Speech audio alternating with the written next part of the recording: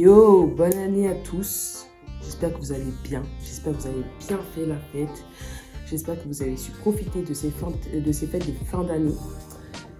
Et que j'espère que vous avez pris de bonnes résolutions pour cette année 2023 qui commence.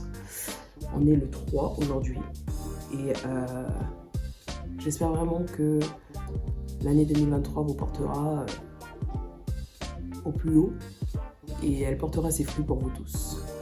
Du coup, aujourd'hui, petite vidéo très rapide pour parler de mon parcours dans ma transition. Et pour commencer, on va parler un peu des documents et tout ce qui est paperasse et tout ça. Parce qu'en vrai, ma transition elle continue hein, et elle est longue, très longue. Et du coup, il y a pas mal de papiers à faire, il y a des choses à faire, il y a des choses à changer, des choses que je n'ai pas encore fait, des choses que je suis encore en cours. Et du coup, c'est parti, je vous montre tout ça. Donc déjà, premièrement, il faut savoir que moi, pour ma transition, je me suis beaucoup renseignée. Et je me suis renseignée notamment auprès de vidéos sur YouTube. J'ai suivi des personnes sur YouTube, j'ai regardé beaucoup de vidéos, je me suis renseignée sur des forums pour savoir ce que je devais faire en premier ou pas. Déjà, on a tendance à dire qu'il y a un certain ordre de choses à faire, mais en vrai, je pense qu'il y a certaines choses que c'est vrai qu'il est prioritairement possible de faire. Je pense que c'est une certaine priorité personnellement. Voilà, pour moi, ça a été une priorité plutôt que d'autres. Selon chacun, il y a certaines choses qui sont des priorités ou pas. J'ai fait une première liste de choses dont j'avais besoin dans ma priorité. Du coup, j'ai mis en priorité, c'était faire ma demande ALD. Donc, pour commencer vraiment ce parcours de transition, la demande ALD est quand même assez importante. Donc, j'avais bien noté, hein. J'avais fait une feuille où j'avais noté toutes les différentes choses dont j'avais besoin et tous les papiers, tout ce qu'il fallait faire parce qu'il faut savoir, je suis née à Cayenne. Du coup, moi, mes documents, il me les fallait à l'avance, sachant que pour récupérer les documents de Cayenne, il me faut à peu près un mois pour les avoir. Du coup, j'ai dû prendre des mesures où je les prends en avance et je fais en sorte à ce que dans les 3 mois, ce soit utilisable, quoi. Donc, j'ai fait ma demande d'ALD, j'ai été chez un médecin généraliste et je lui ai fait part du coup de mon projet.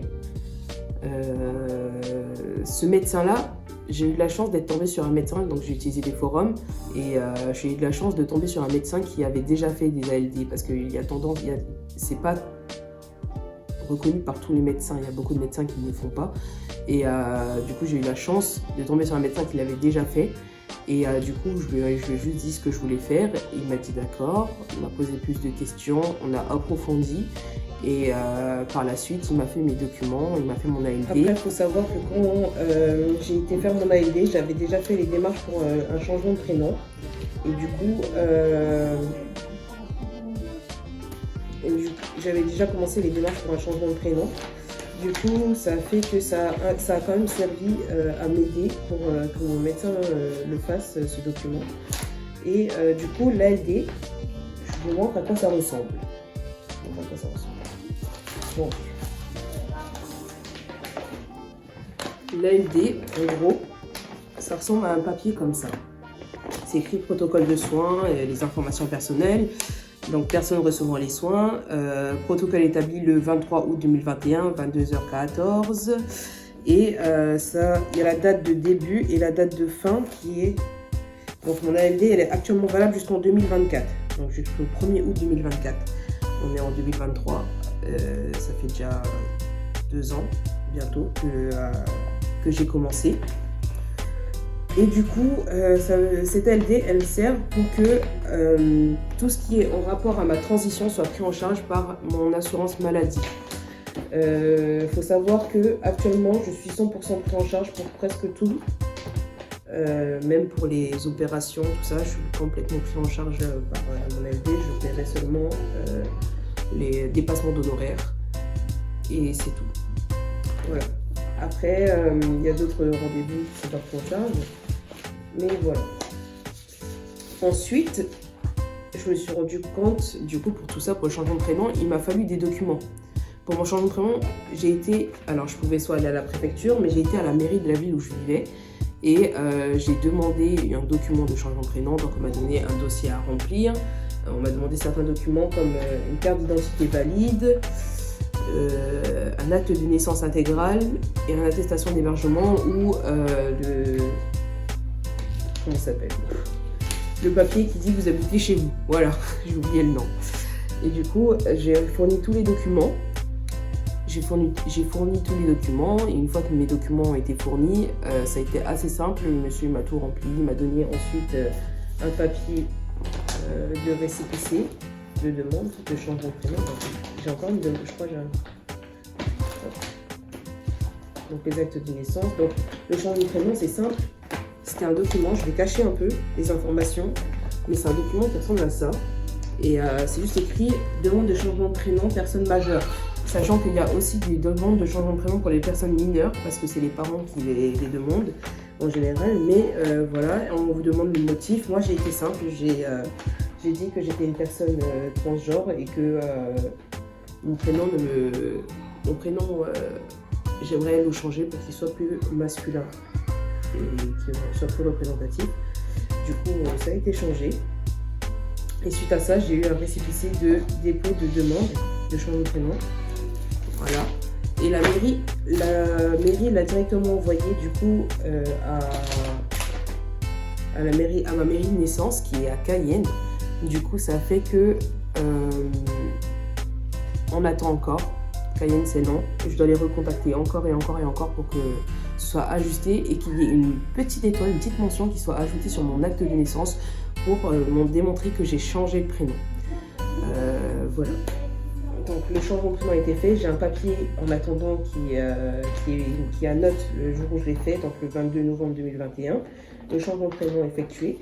Et suite à ça, ce que j'ai fait, c'est que j'ai changé l'ordre de ma liste. Parce que du coup, c'était plus les mêmes priorités. Donc sur ma liste, j'ai écrit demande à LD, changement de prénom à la mairie. Donc demande à LD, ça a été fait. Changement de prénom à la mairie, ça a été fait. Suivre tous mes rendez-vous, parce que je devais suivre des rendez-vous du coup par la suite, avec un psychiatre. Le psychiatre, avec ces rendez-vous-là, une fois que j'ai suivi le psychiatre, il m'a donné l'accord. En fait, quand on suit le psychiatre, c'est pas pour donner un accord, mais c'est juste pour prouver que le changement, je suis conscient de ce que je fais et que je ne vais pas changer d'avis par la suite avec le temps et que je sais ce que je fais, j'ai toutes les lumières à ma tête, j'ai tout qui va bien et que du coup je ne fais pas un choix juste comme ça à la minute. Non, alors du coup j'ai été suivie par un psychiatre. Le psychiatre a vu que tout était très clair pour moi et que je souhaitais vraiment faire cette transition, que c'en était un besoin pour moi. Du coup, il m'a donné l'autorisation de continuer vers ma transition. C'est une sorte d'autorisation comme ça écrite qui dit juste dessus que je n'ai aucun problème et que cette transition est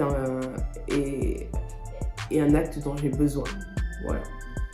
Donc voilà, le psychiatre m'a fait mes documents où je pouvais du coup me faire opérer et les documents qui disaient que je pouvais également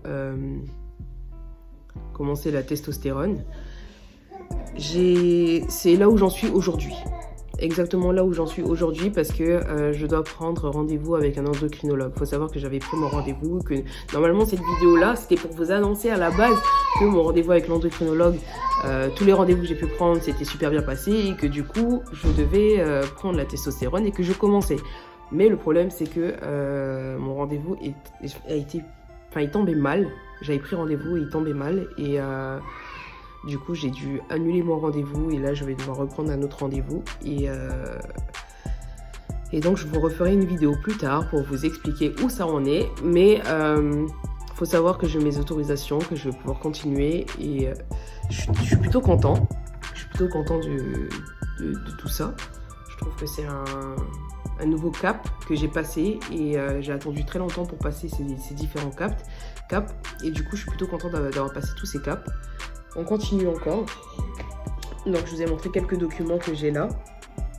J'ai hâte que mes documents soient remplis, que les chirurgies soient prises. en tout cas que les dates soient faites parce qu'il faut savoir que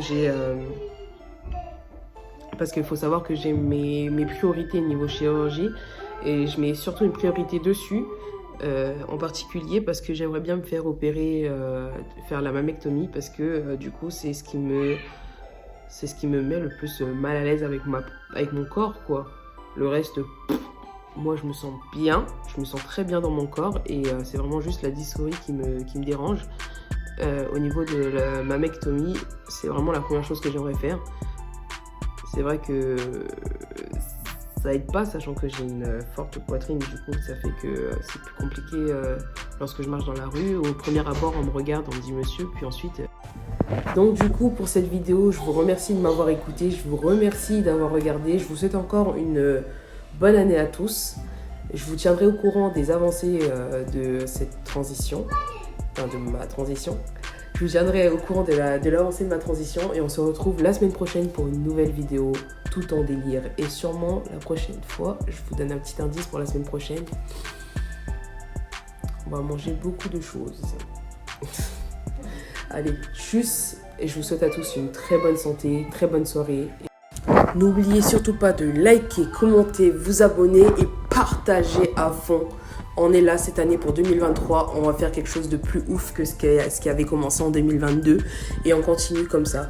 N'oubliez pas, les prochaines vidéos vont sortir et dans ces prochaines vidéos, ça sera de la coiffure, de la nourriture et tout ce que je faisais déjà en 2022. Mais bientôt, je vous fais une tuto. Il y aura certains tutos et on se retrouve donc pour les prochaines semaines durant tout le long de cette année 2023. C'est parti.